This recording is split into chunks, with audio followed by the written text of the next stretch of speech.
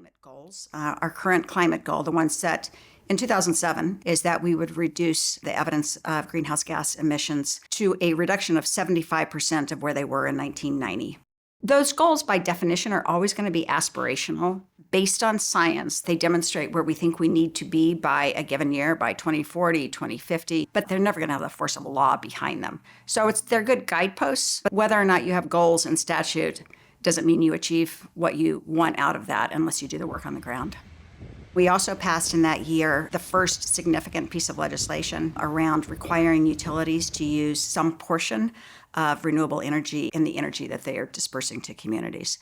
In 2021, when I was chair of the Climate, Energy, and Environment Committee, we passed 100% clean electricity to set a goal for the state's investor-owned utilities, which control about 75% of the electricity, so that by 2030, we hope to be at 80% renewables or non-fossil fuel is the way it's defined. By 2040, we expect to be at 100%.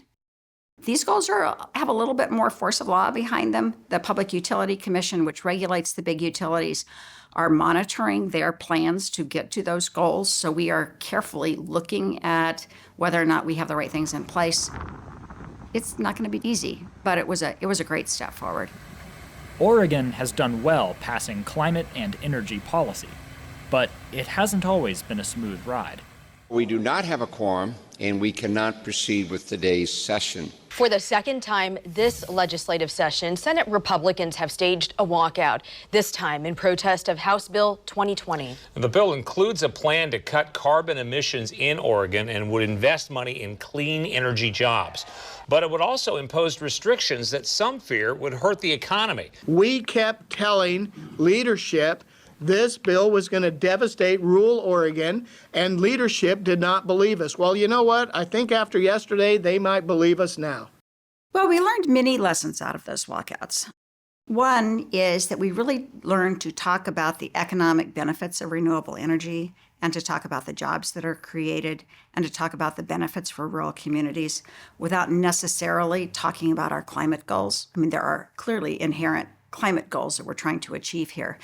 But if we can talk about these and their benefits to rural Eastern Oregon or other places in the state that may need a little economic boost, we're going to get a much better response. And that's really what we did when we talked about 100% clean electricity. Clearly, this is a climate strategy. But if you do that successfully, it means that lots of little communities get some kinds of benefits, and that's really important. That's where we start to see some bipartisan support. You know, I told before I went into the Oregon legislature, you won't be able to work with the Democrat. Their party, they vote one way. They vote lock stop. Where the Republicans tend to, they're pretty independent. But I've met 10 in particular in the House side that I really believe have hearts. I'm not saying we're friends or anything, but when I see the effort, this team is doing what they can. Sure, I'm trying to persuade them on what my way of thinking is. They're coming to the meeting, the fire meeting, and I think they'll contribute a lot, and that's of great value. The 24 session, Keegan, was definitely better. Definitely better. I think over the years to come, we're going to see more bipartisan votes. 100% clean, we had one Republican vote in committee. We didn't have any on the floors of the House or Senate. But we also didn't have a walkout, right? So we're figuring out how to talk about things and how to really cue them up in ways that are beneficial to people who may be skeptical about climate, but certainly want the benefits of these programs for their communities. So you would say like support for adopting renewable energy is becoming a little bit more bipartisan? I think absolutely it is. You have to meet people where they are. You know, often people say, I'm going to come up with an approach and I'll be able to convince them. That's not the way it usually works. Where we hit the wall is when we try to put hard stops, when we try to put limits on what can happen. Cap and trade clearly would have put an overall limit across the state. When we tried to adjust just the aspirational goals that we talked about earlier in this session, it was very controversial. But those same legislators are responsive and supportive of looking at things like permitting and siting standards that are standing in the way of renewable energy development. They want these projects for their communities. So we've definitely made some breakthroughs, I think.